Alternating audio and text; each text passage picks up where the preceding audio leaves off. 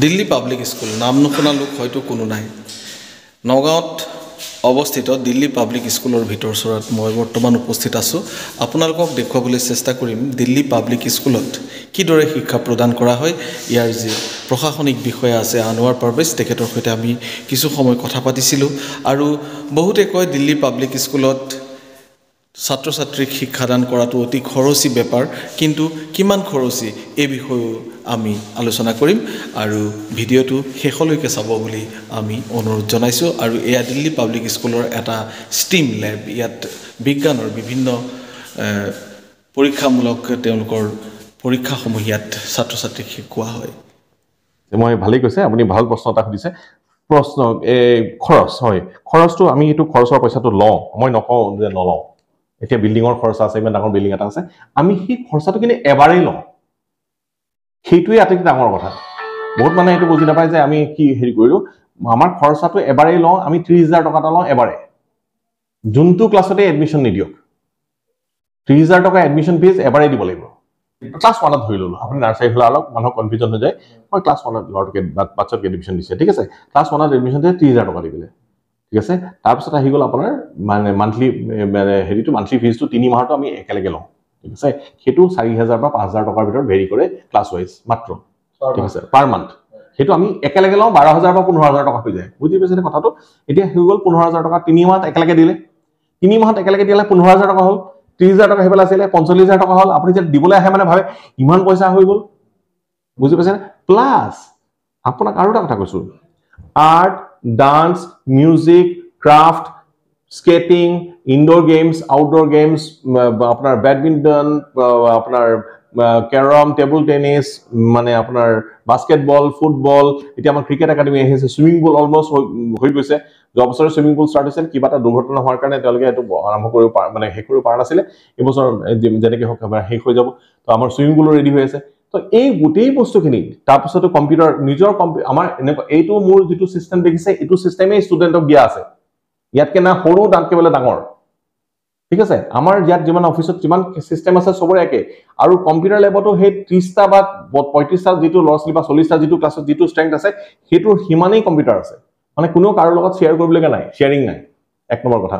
2 number কথা, composite লেব আছে। Composite লেবত physics, chemistry, বায়' লেব, আপোনাৰ ক্লাছ 5-6ৰ পৰাই তেওঁলোকে কম্পজিট লেবত কাম কৰিব, যিটো আজিলৈকে বেলেগ স্কুলত খুব কম হেৰিত তেওঁলোকে হেৰি কৰিছে। মই নাজানো কিমানখিনি হেৰি কৰিছে অসমত, বিশেষকৈ মানে এইটো হেৰি এটা। আৰু এটা নতুন আৰু এটা কথা হ'ল কি, মেথছ লেব। মেথছ বুলি ক'লে মানে ভয় কৰে, অংক বুলি ক'লে ভয় কৰে। অংকৰ আমাৰ নিজৰ লেব আছে, লেবত মানে আপোনাৰ অংকৰ গোটেই মানে বস্তুখিনি, ইকুইপমেণ্টছখিনি উলিয়াই পেলাই তেওঁলোকক মেথছৰ টিচাৰে বেলেগ ধৰণে তেওঁলোকক মেথছ শিকায়, যাতে মেথছৰ যিটো ফোবিয়া, যিটো মেথছৰ যিটো ভয়, মানুহৰ সেই ভয়টো যাতে আঁতৰি যায়, 1 নম্বৰ কথা। তাৰপিছত হ'ল কি, আপোনাৰ লাইব্ৰেৰী আমাৰ মানে ৱৰ্ল্ড ক্লাছ লাইব্ৰেৰী আছে। লাইব্ৰেৰীত আপোনাৰ কিতাপ পঢ়াৰ কোনো মানে হেৰিয়ে নাই, মানে জাৰ্নেলছৰ পৰা আৰম্ভ কৰি, ৱৰ্ল্ড জাৰ্নেলৰ পৰা আৰম্ভ কৰি, আপোনাৰ লোকেল হেৰিৰ পৰা আৰম্ভ কৰি, আমাৰ আনকি প্ৰতিদিন অসমীয়া নিউজ পেপাৰ পাব। মানে আমাৰ এইটো নহয় যে আমি অকল বোলে ইংলিছকে প্ৰাধান্য দি আছো, আমাৰ অসমীয়া ছাবজেক্টটো আছে, অসমীয়া ছাবজেক্ট ল'বই লাগিব, হিন্দী বা অসমীয়া ল'বই লাগিব, মাষ্ট। তাৰপিছতো এতিয়া ধৰক কোনোবাই এতিয়া অসমীয়া টান পাইছে, হিন্দী লৈছে, কোনোবাই হেৰি কৰিছে, যাৰ মাতৃভাষা যেনেকুৱা ধৰক MIL বুলি ক'লেতো মডাৰ্ণ ইংলিছ লেংগুৱেজ, সেইটো ল'বই লাগিব। আপুনি সোমাই হয়তো চাগে আমাৰ মেইন দুৱাৰ দেখিছে যে দিল্লী পাব্লিক স্কুলৰ ইংৰাজীত পঢ়িও তাৰ ওপৰত অসমীয়াত ধুনীয়াকৈ আমি হেৰি কৰা আছে। তো আমি এইটো নহয় যে আমাৰ অসমীয়া বিহু ডান্স আপোনাক মই ইয়াত দেখুৱাব পাৰিম, আমাৰ অলৰেডি প্ৰগ্ৰাম হৈ গৈছে, ছোৱালীয়ে নিজেই নাচিছে। আমাৰ নিজৰ ডান্স টিচাৰ আছে কোৱালিফাইড, মিউজিক টিচাৰ আছে কোৱালিফাইড, নিজৰ অৰ্কেষ্ট্ৰা আছে। মই আপোনাক অৰ্কেষ্ট্ৰা প্লে কৰি দেখাই দিওঁ, আপুনি প্লে মানে আচলতে অলৰেডি ৰেকৰ্ডিং আছে, যিটো আমাৰ যুগান্তৰ 24 প্ৰগ্ৰাম হৈ গ'ল, তাত আমাৰ ল'ৰা ছোৱালীয়ে নিজে বজাইছে অৰ্কেষ্ট্ৰা, কোনো হেণ্ডছ নাই, কোনো বাহিৰা হেণ্ডছ নাই। আজিলৈকে এখন স্কুলত প্ৰথম আৰম্ভণিত উইদাউট হেণ্ডছ কোনো স্কুলে প্ৰগ্ৰাম কৰিব পৰা নাই, মই ডাঠি পেলাই ক'ব পাৰিম, এইখিনি achievement within the Spain of 1 year, এবছৰৰ ভিতৰত, পৰিধিটো এবছৰৰ ভিতৰত দেই, এইটো মই 10 বছৰৰ পৰিক্ৰমা এটা কৰি থকা নাই। তো 10 বছৰৰ ভিতৰত এটা পৰিক্ৰমা বেলেগ, আৰু এবছৰৰ ভিতৰত মই ক'ম যে এইটো সাংঘাতিক এটা এচিভমেণ্ট, মই যিটোৰ কাৰণে মই নিজে প্ৰাউড কৰোঁ, মোৰ ল'ৰা ছোৱালীখিনিৰ ওপৰত প্ৰাউড কৰোঁ। ল'ৰা ছোৱালীখিনি সাংঘাতিক এটা এচিভমেণ্ট কৰিছে, যিটোৰ কাৰণে মই আহ্বান জনাম যে নগাঁৱৰ ৰাইজক, যে তেওঁলোকৰ যদি কিবা জানিবলগীয়া আছে, তেওঁলোকৰ যদি কিবা, আহক আমাৰ স্কুলখন চাওক, প্ৰথমতে চাই লওক।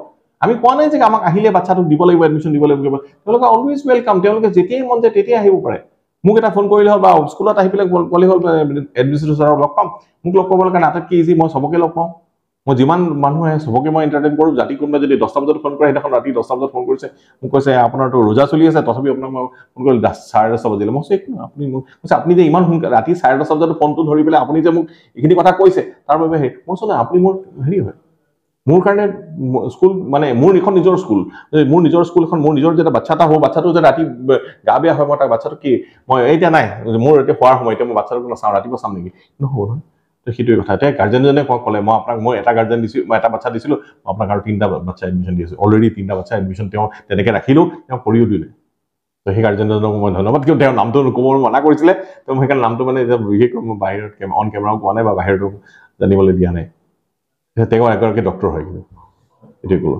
চিকিৎসক হয় কওক আৰু কিবা জানিব স্কুটি ফেচিলিটিজ আছে আৰু আপুনি টিউশ্যন দিব নালাগে আমাৰ ইয়াত টিউশ্যন নো টিউশ্যন প্ৰথম কথা নো টিউশ্যন এটা বাচ্চা যেতিয়া আপুনি বাহিৰত এডমিশ্যন দিব যাব বা বেলেগখন স্কুলৰ কথাই কৈছোঁ মই বেলেগ মানে কি বেলেগৰ কথা নকওঁ বাৰু এনেই এখন স্কুলত যেতিয়া আপুনি বাচ্চা এটা দিব যাব বা বাচ্চা এটা এডমিশ্যন দিব তাৰ এডমিশ্যন ফিজ এটা থাকে 15,000 20,000 কিবা এটা ফিজ থাকে আৰু প্ৰত্যেক বছৰে লয় তাৰ বাবদ কেইখনমান কিতাপ দিয়ে ঠিক আছে কিতাপ কেইখনৰ দাম মই ভাবি ল'লো 5,000 টকা বা 4,000 টকা বা 5,000 টকা ধৰি ল'লো 20,000 টকাত বা 15,000 টকাত যদি 5,000 টকাৰ যদি কিতাপ দিলে 10,000 টকাত এডমিশ্যন ফিজ ৰাখিলে 10 বছৰ কিমান ৰাখিলে 1 লাখ টকা ৰাখিলে আমি কিমান ৰাখিছোঁ 30,000 টকা ৰাখিছোঁ আমিতো এবাৰেই ৰাখিছোঁ আপ টু 10 লৈকে পঢ়িব পাৰিব 10 কি 12 লৈকে হয়তো আমি যদি 12 খুলি দিওঁ আমি 12 লৈকে পাৰিব এফিলিয়েটেড স্কুল হয় আমাৰ চেণ্টাৰ ইয়াত নিজৰ ইয়াত হেৰি তো সেইবাৰ আমাৰ আমি সেই বস্তুটো আমি হেৰি কৰিছোঁ মান্থলি ফিজখিনি দি গ'লে আমাৰ এডমিশ্যন চলি আছে যিহেতু আপোনালোকে গম পাইছে আপোনালোকে সেইকাৰণে আহিছে আমাৰ এডমিশ্যন মানে প্ৰথমতে আপোনাৰ এটা হ'ল কি ৰেজিষ্ট্ৰেশ্যন এটা কৰিব লাগে যিটো এটা 1,000 দি পেলাই স্কেনাৰতে দিয়ে অনলাইন দিয়ে মানে যেনেকৈ আহি পেলাই ইয়াত দিয়ে সেইটো দিলে আপোনাৰ কি হ'ল 1,000 দিলে তেওঁলোকৰ এটা চিট বুক হৈ যায় তাৰ কাৰণে আমি শ্বেডিউল কৰোঁ যাতে সেই বাচ্চাটোৰ এটা এডমিশ্যন টেষ্ট হয় এডমিশ্যন টেষ্টটো পাছ কৰাৰ লগে লগে তেওঁ এডমিশ্যন ল'ব লাগে আৰু তেওঁৰ বাকীখিনি প্ৰক্ৰিয়া আৰম্ভ কৰিব লাগে বাছেই হওক বা যিটোৱে হওক যেনেকৈ পে'মেণ্ট কৰিব লাগে সেইটোৱে কথা ধন্যবাদ